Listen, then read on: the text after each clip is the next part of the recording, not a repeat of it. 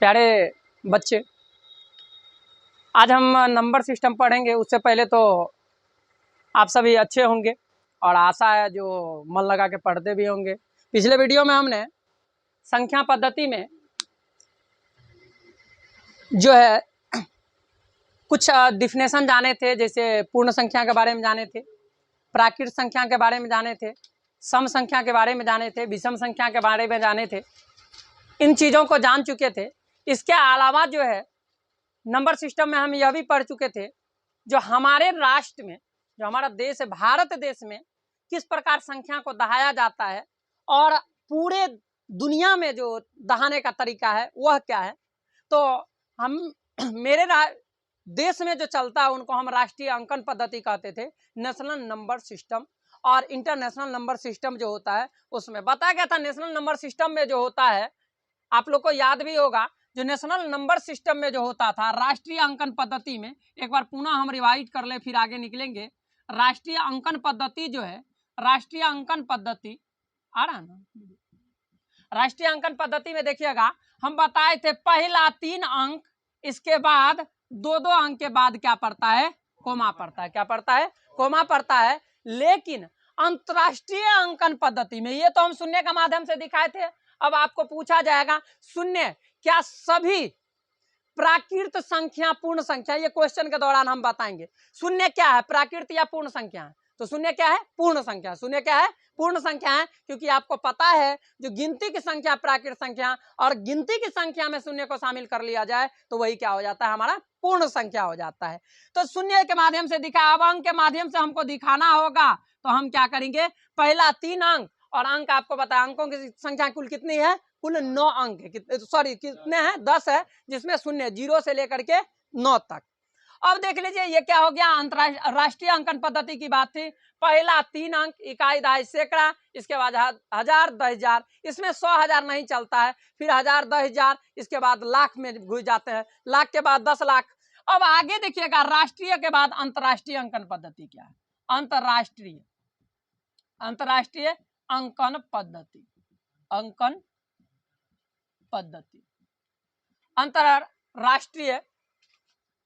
अंतरराष्ट्रीय अंकन पद्धति होता है इंटरनेशनल नंबर सिस्टम। इसमें क्या होता है, प्रत्येक बार 3 अंकों के बाद क्या दिया जाता है, कोमा का इस्तेमाल किया जाता है। अगर आपको पूछा जाएगा जो कौन सा इसमें जो दिए गए नंबर जो है उसमें कौन सा नंबर में जो है वह राष्ट्रीय अंकन पद्धति में लिखा हुआ है और कौन अंतरराष्ट्रीय अंकन पद्धति में है, तो इनका पहचान क्या है आपको पता है। जो अगर पहला 3 इसके बाद सब 2-2 हो तो क्या होगा, वह राष्ट्रीय होगा, और सब में 3-3 ही हो तो क्या होगा, वह अंतरराष्ट्रीय होगा। अब इसमें कैसे दहाते थे, इकाई, दहाई, सैकड़ा, 1000, 10,000, 100,000, मिलियन, 10 मिलियन, 100 मिलियन, इसी प्रकार से दहाते थे। तो अब जो है आज इसमें हम कुछ डिफिनेशन और पढ़ेंगे। क्या करेंगे, कुछ डिफिनेशन और पढ़ेंगे। तो अब डिफिनेशन में हम आज पढ़ने वाले हैं भाज्य।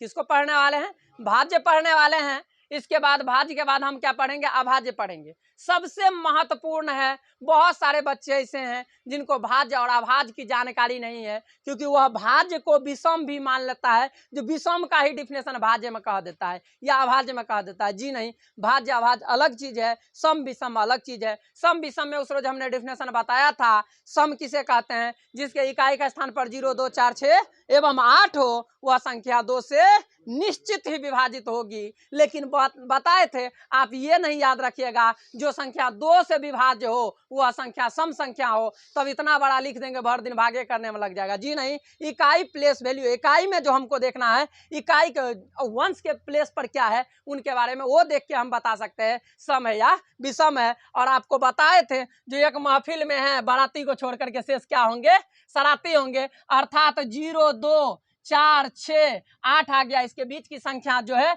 ये सभी बाराती है। तो 1, 3, 5, 7 और 9 ये क्या हो जाएगा, हमारा सराती। अर्थात ये इकाई का स्थान पर रहेगा तो इसको हम क्या कहेंगे, सम कहेंगे, और ये रहेगा तो इसको क्या कहेंगे, हम विषम कहेंगे। क्या कहेंगे, विषम कहेंगे। दोनों का ड्रेस में थोड़ा सा अंतर है, दोनों अंक अलग अलग है, नहीं है। चलिए अब हम पढ़ने वाले थे भाज्य संख्या। क्या पढ़ने वाले थे, भाज्य संख्या पढ़ने वाले हैं, भाज्य संख्या। अब देखिए क्या है भाज्य संख्या। भाज्य संख्या किसे कहते हैं? आप में से बहुत सारे बच्चे को पता भी होगा, डिफिनेशन तो जरूर पता होगा, लेकिन अगर पूछ दिया जाएगा भाज्य के बारे में आप नहीं बता पाइएगा। बहुत सारे बच्चे, ऐसा नहीं जो सब जो होता है एक ही जैसा होता है, जैसे पांचों उंगली बराबर नहीं उसी प्रकार सभी स्टूडेंट एक जैसा नहीं, कोई बड़ा कोई छोटा कोई मोटा कोई पतला, ये हो सकता है उसी प्रकार होता है। कोई बुद्धि से तेज होता है, कोई अति तेज होता है, और कोई अति तीव्र जिसको कहते हैं, कोई नॉर्मल होता है, कोई भोदू होता है, एगो तो कोई होता है बिना ये समझिए साफ मूर्ख। देखिए ध्यान दीजिएगा, भाज्य संख्या, पहले इसका डेफिनेशन हम लिख लेते हैं। वैसी संख्या जो एक एवं स्वयं के अलावा अन्य संख्या से भी विभाजित हो उन्हें भाज्य संख्या कहते हैं। संख्या कहते हैं। अगर इसका दूसरा डिफिनेशन हम पढ़ें तो दूसरा डिफिनेशन इसका अथवा होगा वैसी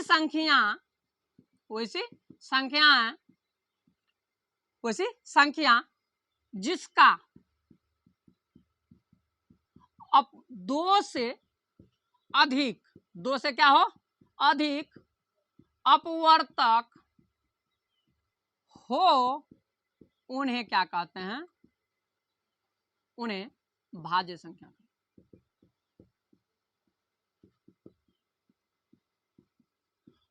अब देखिए क्या है, वैसी संख्या जो एक एवं स्वयं जो संख्या दिया गया है, उस संख्या के अलावा जो संख्या एक और जातीय जो जाति उनका दिया गया है, उनके अलावा कोई अन्य संख्या से भी विभाजित होना चाहिए। याद रखिएगा, एक से तो सब संख्या विभाजित है। 5 में 5 गुना 1 लिख दें, क्या फर्क पड़ने वाला है? 5 गुना 1 5 ही होता है, नहीं होता है। अर्थात एक के अलावा देख लीजिए 5 में किस किस से भाग लग सकता है? 5 से लग सकता है और 1 से लग सकता है। इसके अलावा कोई कहेगा 2 से दीजिए ना 2.5, जी नहीं, पूर्ण रूप से कटना चाहिए, दशमिक रूप में जाके नहीं कटना चाहिए, दशमलव में जाके नहीं कटना चाहिए, पूर्ण रूप से जो कटेगा वही होगा। अब देख लीजिए, जो 5 जो है क्या भाज्य है अभाज्य है? जी नहीं, अभाज्य है। कैसे? 5 में 1 एवं 5 के अलावा हमने क्या लिखा? वैसी संख्या जो एक एवं स्वयं, एक 5 को भाग देना था, 1 से तो लग रहा है, और स्वयं कौन? जो संख्या दिया गया है, इनके अलावा, समझ लीजिए, वैसी संख्या जो एक एवं स्वयं के अलावा अन्य संख्या, कोई अन्य संख्या, जैसे अब एक एग्जांपल 5 जो है बड़ा है, एक हम छोटा संख्या ले लेते हैं 4 में भाग दीजिए, किससे लग जाएगा? इसका एक फैक्टर क्या है? 1 है। एक फैक्टर इसका क्या है? 1 है। इसके अलावा ये 4 से तो विभाजित है ही, लेकिन साथ साथ 4 जो है 2 से भी पूर्ण रूप से क्या है? विभाजित है। अर्थात एक फैक्टर इसका क्या निकल गया? आपका 2 निकल गया। अब देखिए इस डिफिनेशन को फिर से पढ़े। वैसी संख्या जो एक एवं स्वयं है, ये है एक एवं स्वयं, जो संख्या दिया गया है 1 एवं 4, स्वयं के अलावा अन्य संख्या से भी विभाजित हो, उन्हें भाज्य संख्या कहते हैं। क्या कहते हैं? भाज्य संख्या कहते हैं। लड़का लड़की और साथ में बराती सराती, कोई ये आ जाएगा तो वह भाज्य के लिए जाएगा। अगर केवल लड़का लड़की अकेले है तो वह किस में चल जाएगा सर? अभाज्य में जाएगा। किसी को बताया ही नहीं, मामा चाचा मौसा मौसी किसी को नहीं पता लगा, और 2 9 9 2 11 हो गया, तो वो समझिएगा अभाज्य होगा। और जिसमें क्या होगा? जो स्वयं एक एवं स्वयं लड़का और लड़की के अलावा बराती भी है, सराती भी है, सबका कोई ना कोई है, वह भाज्य संख्या की गिनती में आता है। अब देखिए एग्जाम्पल में आप दे सकते हैं। हम पहला एग्जाम्पल 4 दिए थे, 4 किससे विभाजित है? 4 का पहला फैक्टर क्या था? 1 था। दूसरा फैक्टर क्या है? 2 है और इसके अलावा 3 से भी विभाजित है? जी नहीं, 3 से यह पूर्णतः विभाजित नहीं है। यह किससे विभाजित है? 4 से। किससे है? 4 से। देखिए, 1 और 4 के अलावा एक और इसका फैक्टर निकल गया, गुणनखंड निकल गया। कौन? 2। तो अर्थात वैसी संख्या, दूसरा डिफिनेशन पर आ जाइए अभी इस चीज को देख करके। 4 का जो है 1, 2 और 4, इस चीज को देख करके दूसरा डिफिनेशन पर आते हैं। वैसी संख्याएं जिसका 2 से अधिक, 2 से अधिक, किसी संख्या का 2 से कम नहीं, 2 से अधिक अपवर्तक हो, उन्हें भाज्य संख्या कहते हैं। 4 में देखिए फैक्टर कितना है सर? अपवर्तक कितना है?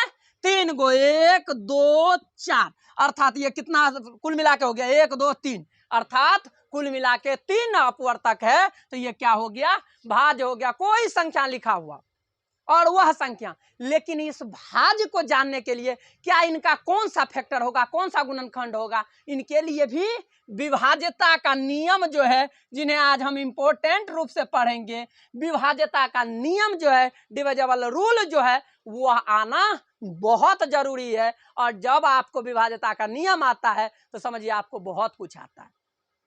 तो भाज्य को समझ चुके होंगे, आशा है। आशा नहीं, पूर्ण विश्वास कर सकते आप लोग पर, कोई इतना भी घुसखोर आप नहीं है। तो देखिए क्या है, इसी डिफिनेशन में भाज्य के जगह आगे से अ लगा देते हैं। क्या हो गया? अ लगा देते हैं। अभाज्य संख्या वैसी संख्या जो एक एवं स्वयं के अलावा अन्य संख्या से विभाजित, अन्य संख्या से विभाजित नहीं हो, विभाजित नहीं हो, उन्हें क्या कहते हैं सर? हम अभाज्य संख्या कहते हैं। कौन सा संख्या कहते हैं? अभाज्य। अभी तुरंत हम बताए, पहले ही हम बता चुके थे। हम लेते हैं 5 को, अब 5 में भाग लगाते हैं, किससे लगेगा? इसका गुणनखंड करते हैं। तो पहला क्या निकला? इसका 1, दूसरा क्या निकला?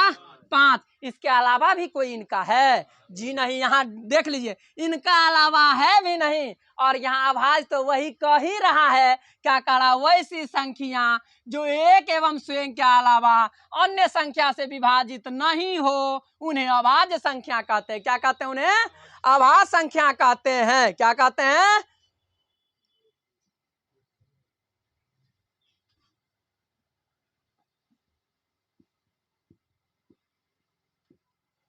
अब देख लीजिए, तो 2 ही अपवर्तक है। कौन कौन? अर्थात 1 से सभी संख्या विभाजित है, और जो संख्या उससे तो विभाजित होगा ही। अभाज्य के लिए तो नॉर्मल बात है, वह संख्या जो 1 से विभाजित है, और इसके अलावा जो स्वयं से तो सभी विभाजित है ना। 5 में 5 से भाग देंगे तो नहीं लगेगा। 11 में देंगे तो क्या होगा? लगेगा।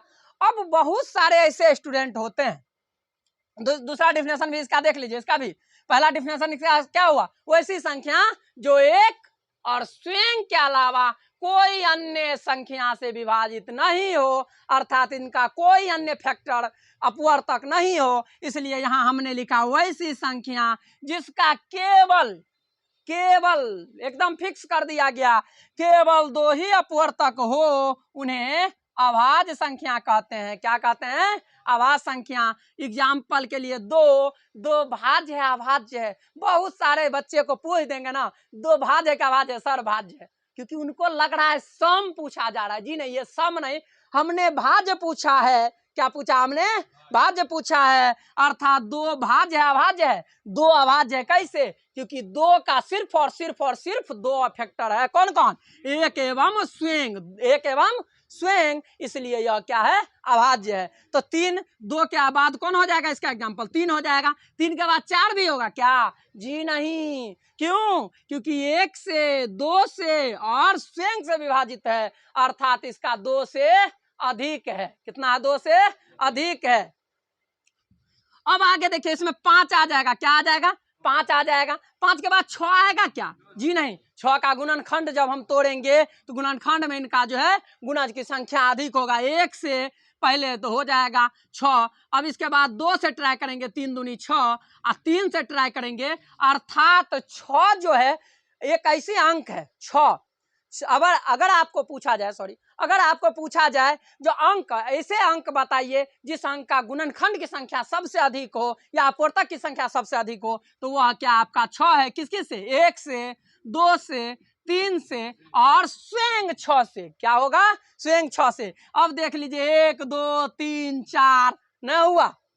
अब ये 4 हो गया और दूर रहता तो अभाज, 4 भेले तो भाज। देख 6 ऐसे नंबर हैं, ऐसे डिजिट्स हैं, अंक है जिनका सबसे अधिक अंक में सबसे अधिक फैक्टर इन्हीं का है ना।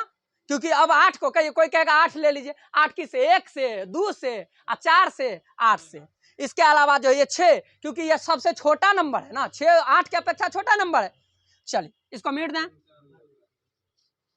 अब देखिए इसको अगर नोट करना है तो नोट कर लीजिए।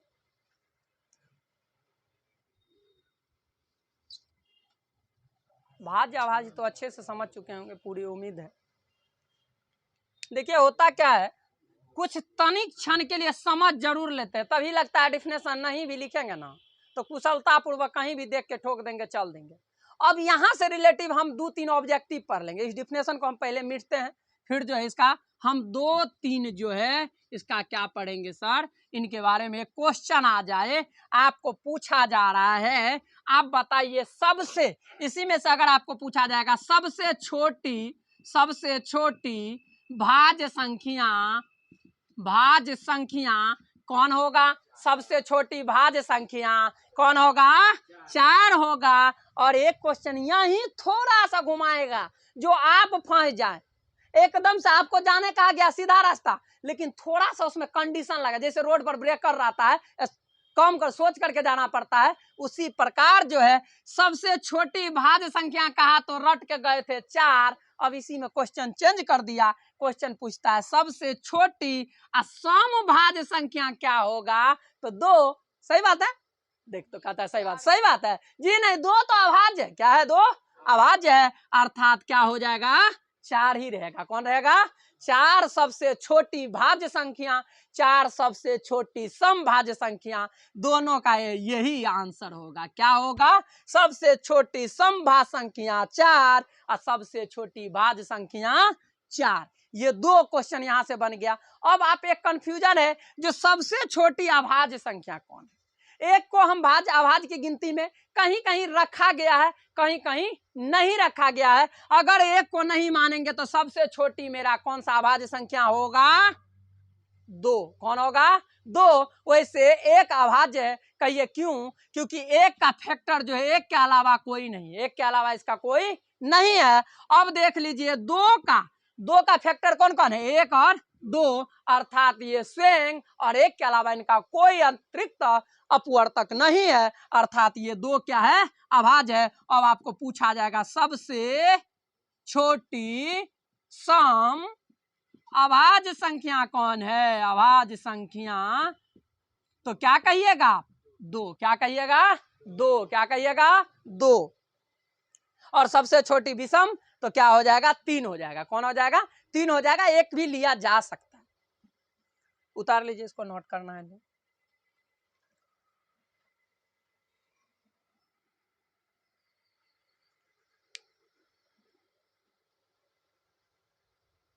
देखिए जब हम पढ़ते हैं और बेसिक हमारा सही होता है तो हम किसी स्तर का सवाल को बना सकते हैं, और जब मेरा बेसिक सही नहीं रहता है तो हम किसी स्तर के सवाल को बना नहीं सकते।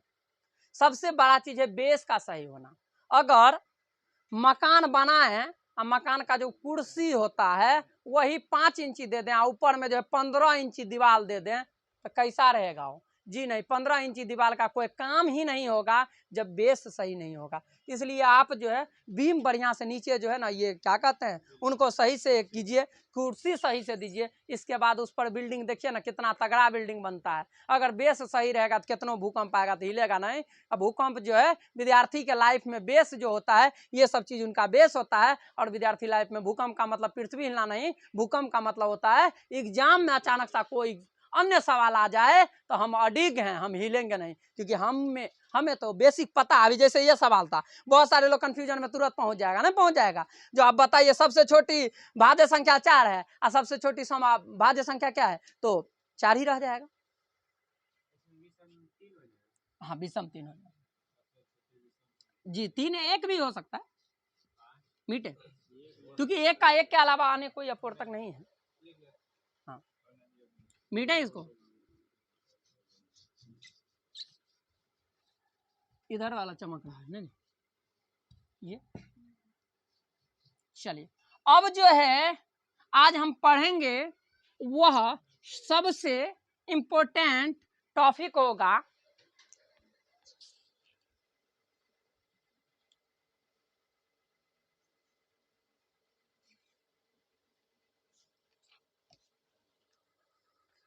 अब हम जानेंगे विभाज्यता का नियम।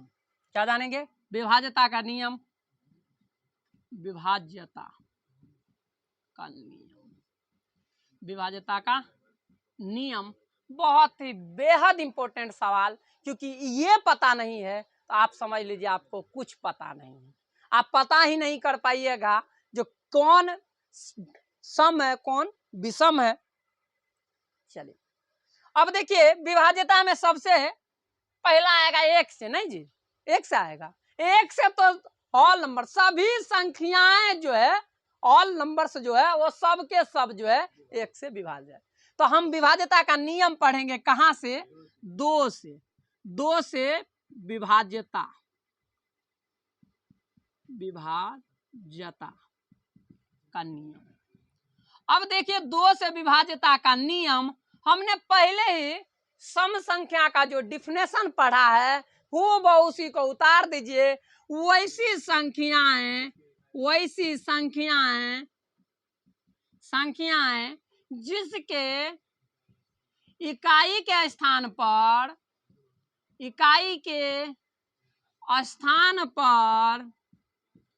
शून्य हो, दो हो, चार हो, 6 हो, 8 हो एवं कर दीजिए 8 हो तो वे वह संख्या दो से क्या होगी? विभाज्य होगी, विभाज्य होगी। एग्जाम्पल के लिए क्या कर सकते हैं सर? अब लिख दीजिए ना, इकाई के स्थान पर कोई सा अंक ऐसे डालिए, कौन सा? 0, 2, 4, 6 और 8 है। इसके बाद जो इधर क्या है उनसे हमको कोई मतलब है ही नहीं। अब जो है इधर देख लीजिए, ये लिखा हुआ है, ये हो गया। इसी प्रकार अगर कहीं लिखा हुआ है, ये क्या हो गया? ये सभी के सभी दो से विभाज्य है, क्योंकि इनके इकाई के स्थान पर क्या है सर? 0 है, 2 है, 4 है, 6 है, 8 है। इनको देखते ही हम पहचान जाएंगे यह कौन है, तो दो से विभाज्य वाली संख्या है। ये क्या है? दो से विभाज्य वाली संख्या है। इनको नोट कर लीजिए, जो वीडियो में देखेंगे वो स्क्रीनशॉट मार लीजिएगा। वैसे कॉपी कलम लेके बैठिए, कॉपी कलम लेके बैठिएगा तो थोड़ा बेहद अच्छे होंगे, क्योंकि साथ साथ लिखने में जो आनंद आती है वो स्क्रीनशॉट के बाद लिखने में, क्योंकि सबका एक ही होता है। स्क्रीनशॉट ले लिए, बाद में जो लिखेंगे नहीं, क्योंकि कबीर साहब वाला बात तो याद है, कल करे सो आज कर, आज करे सो अब पल में परलय होएगी, अब बहुरी करोगे कब। तो वही बात है, जो है वर्तमान समय में चलने दीजिए, साथ साथ चलने दीजिए। आप भी कॉपी निकाल के जब भी बैठते हैं तो आप जो है कॉपी निकाल करके जारी रखिए। चलिए इसको हम मीटते हैं, हो गया हो तो मीटते हैं। चलिए हो गया, बढ़िया, बहुत बढ़िया। अब हम पढ़ेंगे आज 3 से विभाज्यता का नियम। किन से पढ़ेंगे? 3 से विभाज्यता का नियम। अब 3 से विभाज्यता का नियम क्या होगा? तो अब कह देंगे जैसे विषम संख्या वाला डिफिनेशन था वही लगा दें। 3 से क्या करेंगे? 3 से विभाज्यता का नियम में कह देंगे, जब आप 2 से सम संख्या वाला लगा सकते हैं तो हम 3 से विषम संख्या वाला लगाएंगे। आपका क्या तेल जड़ता है? नहीं जी, वो नहीं लगा सकते हम। कहिए क्यों? क्योंकि हो सकता है केवल जो है 1 3 5 7 रहने से नहीं, ऐसा हो सकता है कोई भी रहे तो हो सकता है, नहीं हो सकता। जैसे मान लेते हैं 27 है, तो 27 में तो ये ठीक था, विषम वाला था, 9 तिया 27। यही जो है सम वाला एगो ले लेते हैं, तो बगल में ही 12 है, 4 तिया 12। देखिए सम इकाई के स्थान पर है ना, तो ऐसी बात नहीं है। 2 जो था वो अलग था, 3 का विभाज्यता का नियम है। यदि यदि दिए गए संख्या के कुल अंकों का योग 3 से विभाज्य हो तो वह संख्या किससे विभाज्य होगी सर?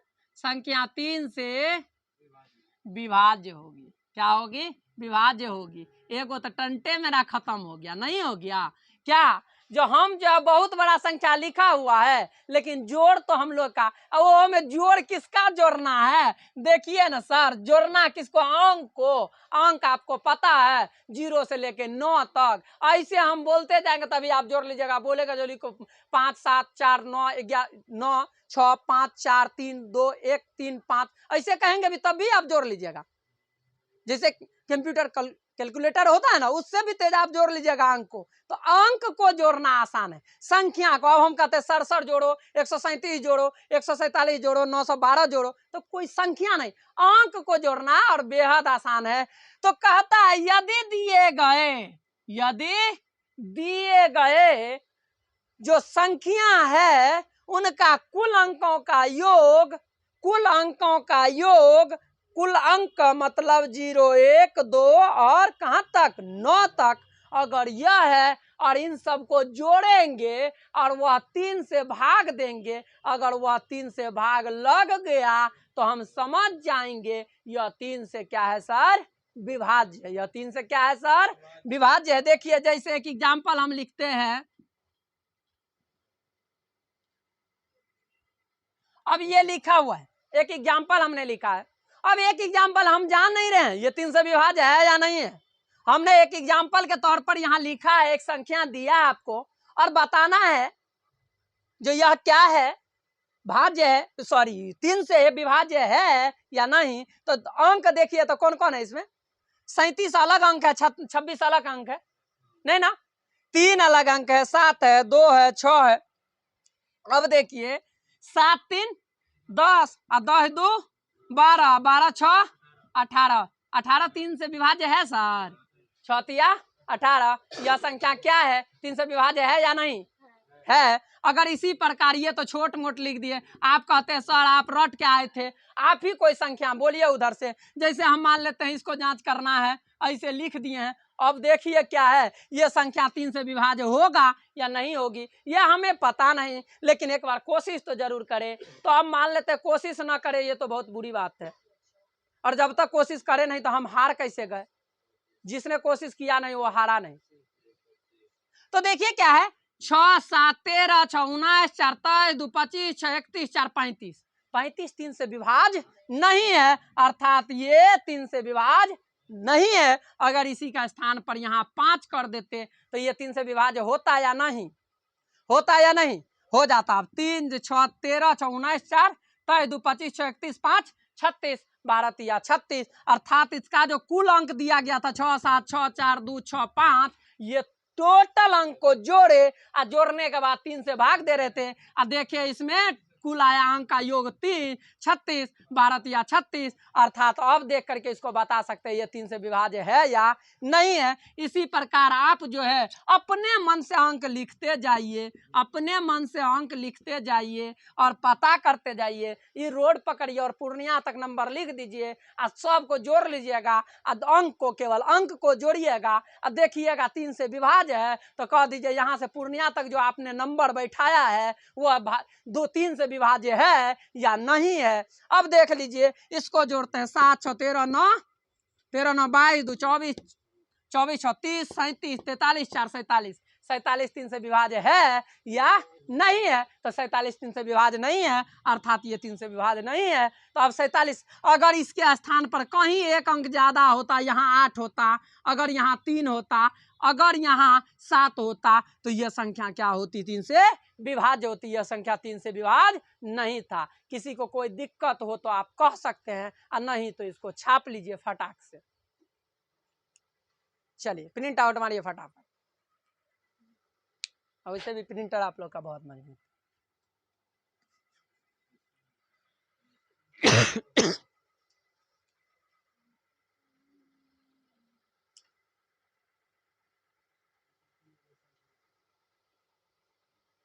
मीटे क्या सर? दूसरे चीज मिट दिए, ये तो विभाज्यता लिखा, इसको मिटने की हमें जरूरत नहीं है, मिटने की जरूरत है हमें तो इनको है, सिर्फ और सिर्फ इनको। अब देखिए क्या है, 4 से विभाजन, एग्जाम्पल तो अपने साथ दे सकते हैं, एग्जाम्पल तो आप लिख लीजिए, उसमें देख न लीजिए, जोड़ जोड़ के लिखते न जाइए, हो जाएगा। अब विभाज्यता का नियम हम पढ़ेंगे 4, आज हम 5 तक ही पढ़ के छोड़ेंगे, आज 5 तक ही विभाज्यता का नियम पढ़ के छोड़ेंगे। ध्यान दीजिएगा, 4 का विभाज्यता का नियम, तो 4 का विभाज्यता का नियम, इसका 2 पहचान है। पहला पहचान है वो, अब देखिए इसका, वैसी संख्याएं, ऐसे लिखे ना, यदि दिए गए संख्या का के इकाई एवं दहाई अंकों से बनी संख्या, ये 3 से भी आसान है, बनी संख्या 4 से विभाज्य हो तो वह संख्या 4 से विभाज्य होगी।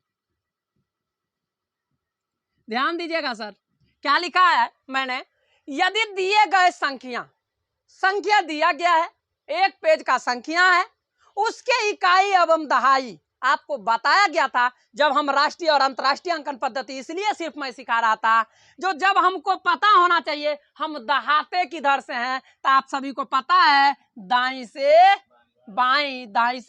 बाई और हम दहाने का काम करते हैं, दाई से बाई और दहाने का काम करते हैं। तो एक संख्या लिख देते हैं, संख्या देखिए, अब इकाई कौन है मेरा, इकाई दहाई किधर से, इकाई दहाई सैकड़ा, जी नहीं, दाहिनी से बाई और दहाते आइए। अब देखिए इकाई दहाई, अगर ये इकाई दहाई से बना जो संख्या है, अब संख्या बन गया ना, अंक और अंक मिलकर संख्या बन गया, 64 संख्या है या नहीं, संख्या।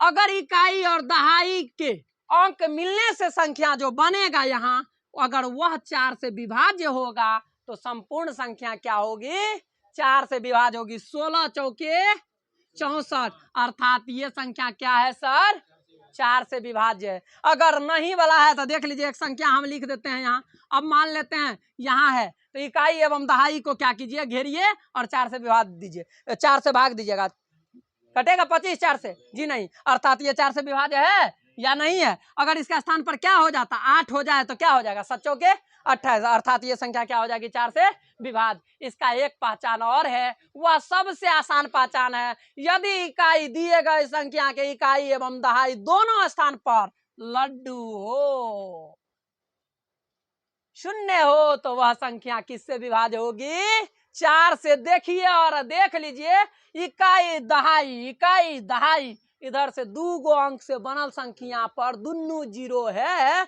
तो वह संख्या, जैसे ये संख्या ना 64 को हटा करके अगर खलिया यहाँ दोनों 0 होता, तो ये संख्या बिना नापल तोल ऐसे आंख बंद करके कह देंगे, लिखिए नहीं ये जो 4 से विभाज्य। कहिएगा क्यों, कहिएगा हमने रूल में ही पढ़ा है, यदि इकाई और दहाई दोनों स्थान पर 0 हो जाए तो वह संख्या 4 से विभाज्य होगी। और इसी से रिलेटिव 8 का है, उसमें इकाई दहाई एवं सैकड़ा तीनों स्थान पर शून्य हो तो वह 8 से विभाज्य होगी, वह 8 से विभाज्य होगी। इकाई दहाई एवं सैकड़ा से बने अंक जो है, संख्या जो है, अगर वह 8 से विभाज्य है तो संपूर्ण संख्या 8 से विभाज्य होगी। तो अभी हम 8 का नहीं, उतार लीजिएगा, फटाक से एक बार उतारिएगा।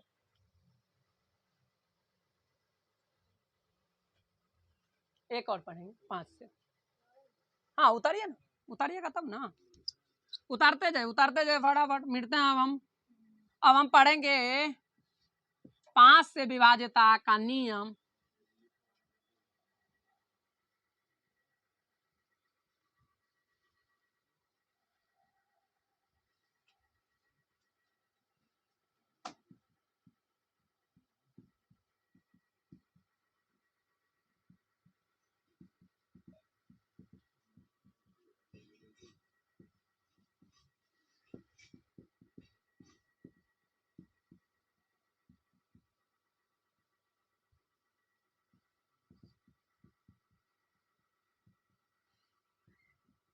अब देख लीजिए ना कितना आसान सा नियम है, एकदम लड्डू है, एकदम साफ। जलेबी नहीं है, ये लड्डू है बुनिया वाला। जलेबी होता तो घूम फिर करके बहुत होता, उसको जोड़िए घटाइए, इधर देखिए उधर देखिए। इसमें सीधा कहता अगर दिया गया संख्या है और उसमें सिर्फ दो ये चीज हो, अगर इस इकाई के स्थान पर अर्थात किधर, दायां साइड की बायां साइड, जो संख्या देल है उसके दाहिना साइड अगर 0 हो या 5 हो तो वह संख्या डेफिनेट 5 से विभाज्य होगी। अर्थात एक एग्जाम्पल हम लिखते हैं, इधर से लिखते जाते हैं, ये संख्या 5 से विभाज्य है क्योंकि इकाई का स्थान पर 0 है और इकाई का स्थान पर यहाँ 5 होता तो इधर क्या लिखल है उससे हमको मतलब इसको देखबो न करेंगे, देखना हमको तो 0 और 5, सिर्फ और सिर्फ 0 और 5 है तो वह संख्या क्या है सर, 5 से विभाज्य है। तो आज के लिए इतना ही, और आज का वीडियो अगर अच्छा लगे तो चैनल को जरूर सब्सक्राइब कीजिएगा, और अच्छा लगे तो लाइक शेयर, और आप सभी एक बार कम से कम जो है इस बार इस वीडियो में 50 लाइक जरूर देंगे। और इसके बाद जो है सभी एक रिक्वेस्ट रहेगा, जो सभी इसका जो है आप जिस भी सोशल मीडिया प्लेटफॉर्म पर हैं उस सोशल मीडिया प्लेटफॉर्म पर एक बार जरूर हमारे लिंक का ये जो वीडियो है इसका लिंक को आप शेयर करेंगे, चाहे आप व्हाट्सएप पर है, फेसबुक, टेलीग्राम, जहां भी है आप अपने सोशल मीडिया पर। ये एक मेरा रिक्वेस्ट, छोटी सी रिक्वेस्ट आपसे, हम कुछ मांग नहीं रहे, फ्री ऑफ कॉस्ट है, इसके लिए कोई दिक्कत नहीं, सिर्फ और सिर्फ आप एक मेरा रिक्वेस्ट को एक्सेप्ट कीजिएगा। आप जिस सोशल मीडिया प्लेटफॉर्म पर हैं उसमें आप एक बार जरूर इस वीडियो का लिंक को शेयर कर देंगे, आप जिससे कि आप भी सीख रहे हैं और आपके साथी भी सीखे। धन्यवाद।